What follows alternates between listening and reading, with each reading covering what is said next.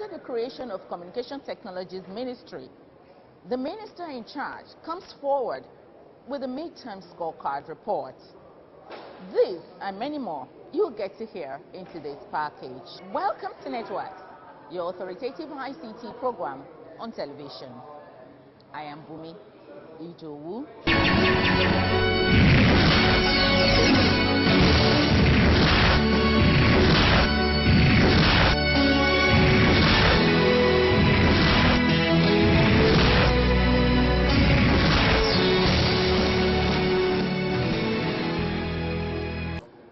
In this edition, as you know that Nigeria is striving to be on the super internet highway, I shall be bringing to you the efforts towards achieving seamless broadband penetration for the country. But before all this comes ICT news across the globe. Don't go away.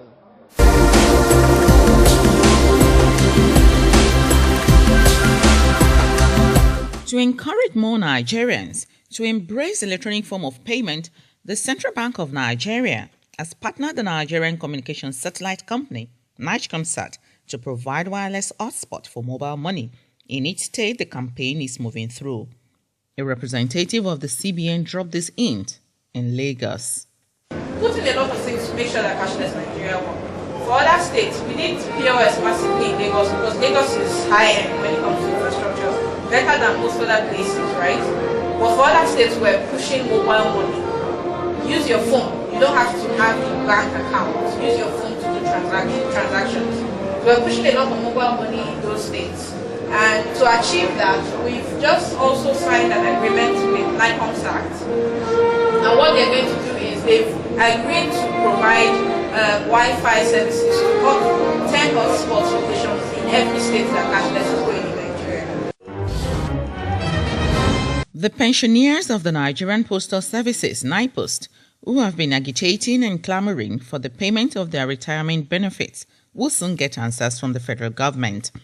The Deputy Postmaster General said the Ministry of Communication Technology is not sleeping on their deserved demand, although it is the Ministry of Finance that has the answers to their questions. At last, handset manufacturers are heading to Nigeria for the assembling of their wares. This is a step by the Ministry of Communication Technology towards ensuring that Nigeria reaps the full dividend of the development of the sector. I beg, me I can't shout. How can you be somewhere? Today things are working, tomorrow they're not. As soon as I got the opportunity to switch to somewhere with real quality, I did. When I used to work, you had to do something to get something. But over here, you get stuff for free. Free 6-month subscription on my BlackBerry. This is the first place I've been where they actually treat you like a human being. I even brought my smartphone over from the other place and got free 3-month data bundle. Bros, how I no go switch? Now I'm always on top because I have the perfect plan to suit my busy lifestyle. Uninterrupted communication, whether home or abroad. Easy life, postpaid from Etisalat. Who wouldn't switch? Move to the network that gives you value. Switch to the Etisalat network and keep your number. Etisalat, now you're talking.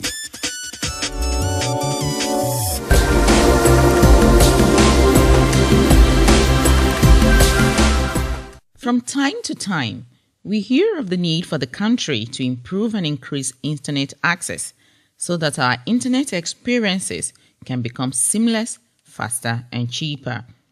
One sure way of doing this is to ensure there is unhindered and affordable broadband access across the country. The global telecommunications regulator, the International Telecommunications Union, ITU, set a goal towards connecting the unconnected. As far as the United Nations organization is concerned, broadband penetration is key towards achieving the Millennium Development Goals. And to this extent, with the ITU's Broadband Commission to look into fast-tracking global access, issue of broadband connectivity has become one of the topical priorities for governments across the globe.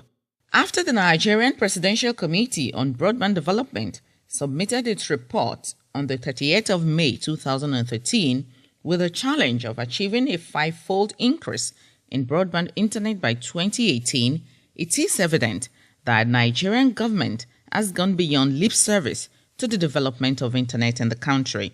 The chairman of the committee, Engineer Ernest Ndukwe, highlighted its efforts and findings for the Nigerian sector. The report also recommended the setting of a broadband council to be established by the government that will provide periodic evaluation of progress, facilitate coordination and collaboration, and highlight areas of program and cost control, handle the realization of new and emerging opportunities all over the country.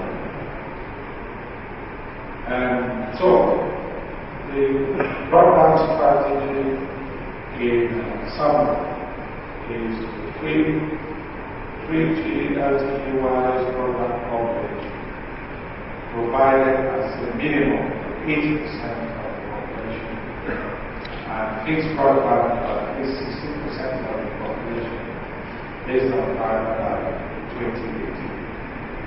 So, it's an aggressive target, aggressive strategy, and if all hands are there, it should be possible to implement. And we also did a metrics on the report where you have the various issues about the SAR areas and the strategy for different sections of that, and what the target should be in achieving them.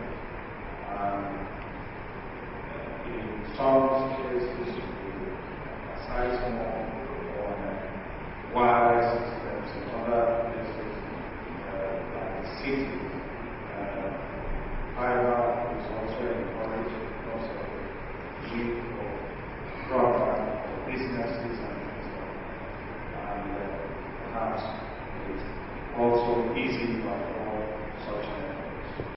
But many people ask, what is broadband and why is it important? An internet experience where the user can access the most demanding content in real time at the minimum speed of 1.5 megabits per second. Emphasis was actually laid on the experience of the user, not necessarily on the speed. What you can do with broadband connection that you have was great. The second broad area of potential of broadband would be in the economy of the nation. We're all heard of the study in Sweden that established that every 10% penetration of broadband in the economy results to the 1% increase in GDP, especially for medium and low income countries like Nigeria. So, the rationale and potential broadband in the economy in Nigeria becomes very, very important. Education increase. Continue with education in health. Broadband will increase access to up-to-date educational materials online, increase choice of educational products and services, improve access to specialist healthcare professionals, provide simplified access to patients' health records via electronic medical records accessible online, and provide increased participation of physicians and consumers on critical information. Why broadband? Where exactly is Nigeria internet and broadband wise? And where do we want to be by 2018? Economic companies has also mentioned that we have probably 10,000 kilometers long of intercity fiber laid. Unfortunately, the quality of this fiber is not adequate service providers, we do have up to 70 cuts in this fiber in 1 month. Although this is mainly due to deliberate globalization, it goes to show that there is very easy accessibility to this infrastructure. While opportunities abound, experts enumerate the mirage of challenges facing broadband access and penetration in the country and what government should do. Now, there's a limit to what capacity you can have on wireless infrastructure.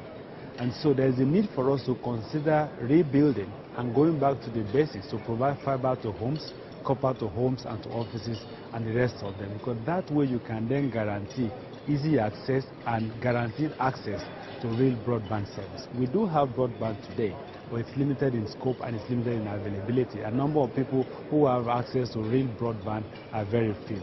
But again, with what we have seen today and the works that's going on by the various players, I think in a matter of time, we'll be there as a country. We have a lot of capacity on the shores from the submarine cables that are coming from different parts of the world, but the distribution, or the national distribution, the terrestrial distribution is not there. We don't have fiber to many streets, we don't have fiber to many cities, we don't have fiber to many towns, so there's a limit to what you can carry on the wireless networks. And therefore, until we build our national backbone, we build our national fiber access to homes and access to offices, it will continue to be a bit of a challenge. I think across the board, in terms of the industry, it's been a free-for-all or not a very organized approach into infrastructure deployment. So operators build proprietary infrastructure and they don't want to share, even though they have concessions from governments. Governments see telecommunications sector as a means of making money and lose the development imperative. And then also the lack of standards and enforcement in terms of how we actually even do things to ensure that when people are digging on roadways or deploying masts, that it's done in a way that is safe and environmentally friendly to the public. So you put all those things together and you have a lot of chaos and unstructured development. You hear in Nigeria about unfinished projects or people spending a lot more than they should on getting infrastructure deployed. I think some of what is being advocated here is shared infrastructure, more organized, standardized way of deploying that infrastructure. There's no reason why there are fiber networks between Lagos and Abuja, and capacity between Lagos and Abuja is still more expensive between Lagos and London, where you only have 4 cables. So really the domestic environment for infrastructure and infrastructure sharing is a little chaotic, and I think part of what the Commission is recommending is to bring some structure and sanity to that, in addition to filling out some of the gaps that exist in deploying infrastructure and ensure that there are the right incentives for people to build. Perhaps one of the important things is the danger posed by various other governments that are different from the federal government, the state government, the local government. Everybody wants to take a bite from our industry. Things are not as rosy as they are thinking they are. They are not. Perhaps we had presented as if it has been rosy. We want to disabuse their minds now that it's not as good as they thought. We are not saying it is bad. But when many of them are acting as if they want to stop progress of work, we must let them know that it is dangerous. The state governments must be ready to accept doing business along with us, not taking decisions that can stop us from doing business. The state governments are thinking that there is a lot of money to make. They want to make it even before we start operations. You say right of way. You ask us to come and pay 10 million naira per kilometer. You just do some arithmetic and see what we have to find to pay. It is in their own interest that we are in business so that they can get money to collect in future. rather than stopping many people from coming into the business now. They have stopped many people from coming into the business because of these charges. We hope they will listen. And I think that is what I want us to take away from all these presentations today. There are other issues, but that is critical. There are issues of our education. There are issues of our connectivity. Yes, we've been trying to build content, but we can only build them if there is something to build on the ability to do business. There is also the issue of funding. We always relate to the world. We say Nigeria is one of the biggest this. We had one of the most difficult funding environments. Funding is very difficult. Our banks operate as if the world is coming to a close tomorrow. Whether mobile or direct to home, broadband access is the way to go if Nigeria truly doesn't want to miss out in the 21st century information age.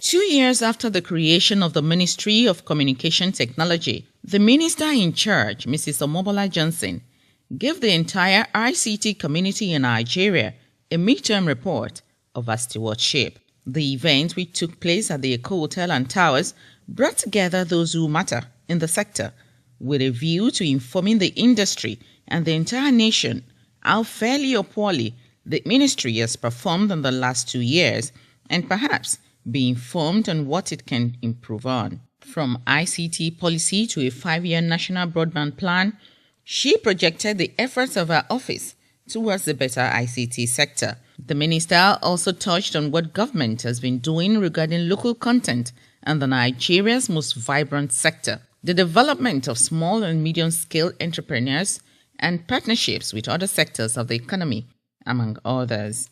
We continue to partner with our multinationals, even though we say we want to increase the participation of local companies.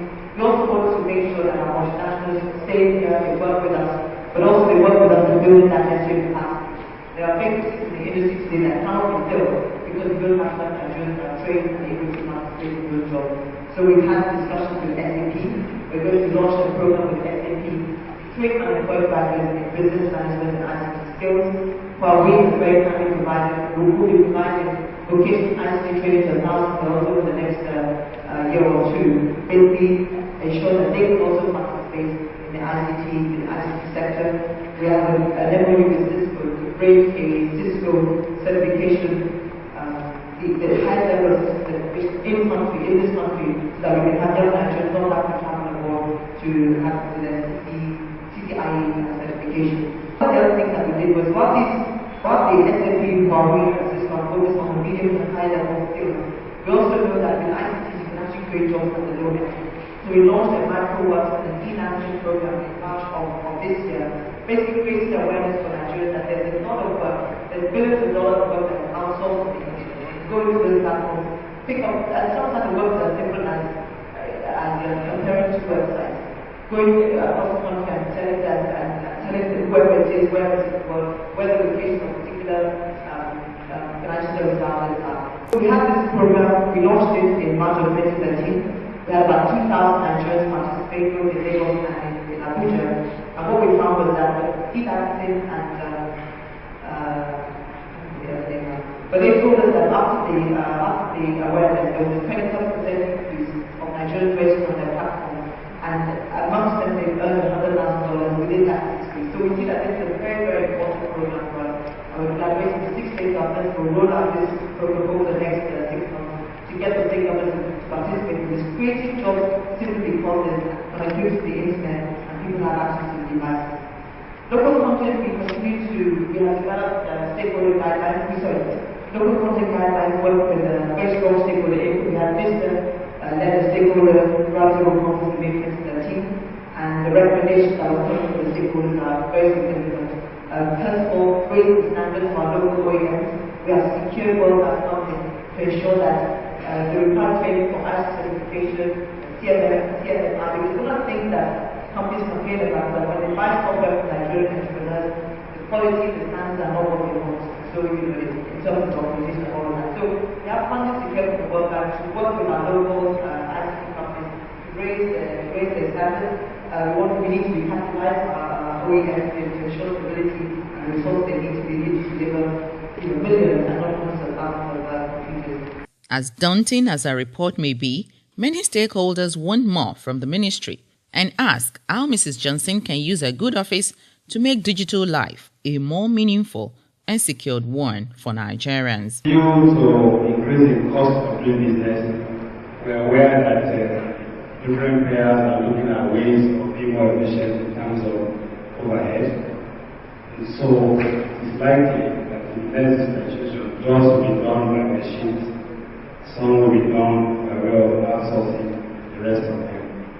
I think we should begin to develop very clear policy on the development and protection of our local content. Studies in biology on the internet, 12-year-olds, 16-year-olds from poor, strong backgrounds on Lagos Island. Why? Because there was internet at Philo Park and they had 30 minutes free there. That taught me, and that tells me that if we do something like this being done now and we accelerate it, we can imagine the growth. The second experience is at one of our outlets in Festa, it's an eatery where we have our Wi-Fi hotspot. Now before oxygen got to that hotspot, that eatery, you can see 10 people throughout the day buying stuff at the eatery. Enter oxygen. We have 318 people going there every single day to use the network. Each time the network goes down at that eatery, the eatery starts calling, please, we're not making sales, we're not making sales. Who would think that broadband is related to fast food? Who would think that broadband would enable the success rate of a business somewhere in the West on 24 road that before oxygen was struggling to make sales? This underscores the importance and the relevance of broadband in our environment and society. So we just implore the government to please accelerate these plans. Most of the stakeholders are ready to join, and we are going to see a connected Nigeria in the next couple of months, not years. Thank you. Many praise the relentlessness and vision of the minister, but want the dividend of many of the good things enumerated to begin to reflect in the lives of ordinary citizens on the streets of the country. Well, in terms of articulating the activities of the ministry and the agencies, from the document that she presented, she's done very well.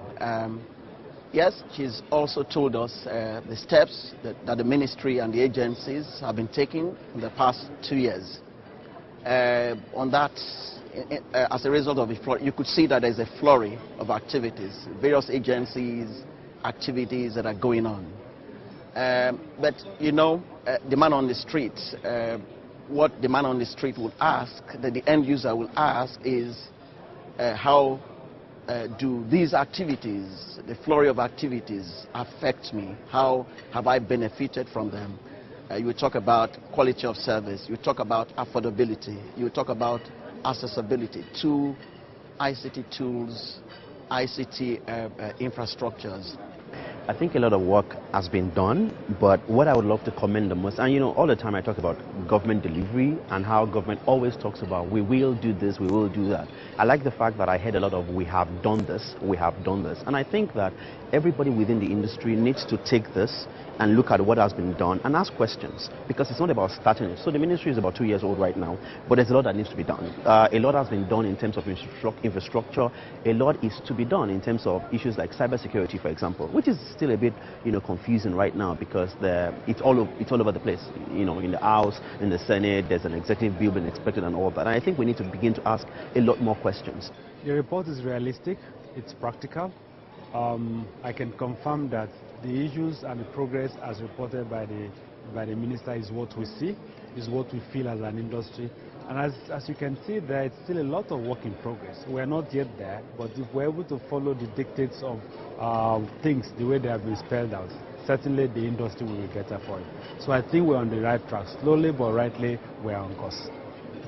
And the industry hasn't really had it so good. We haven't had, in times past, regular stakeholder meetings like we're having now. You can see the issues that were brought to bear. People spoke very frankly and very practically. Therefore, I think as an industry, we are on the right path. The forum was the third of its kind since she assumed office in July 2011 and a fulfillment of her promise to work hand in hand with the industry stakeholders. From From the ministerial midterm report to efforts at attaining seamless broadband for the country, hope today has been enjoyable for you. Should you want to contact us for questions, comments, and coverage inquiries, please do not hesitate to call us on the number on your TV set. You can also send an email to info@thenetworks.com.ng. You are interested in past editions? Log on to www.thenetworks.com.ng. Until I come your way again, think ICT analysis, think networks.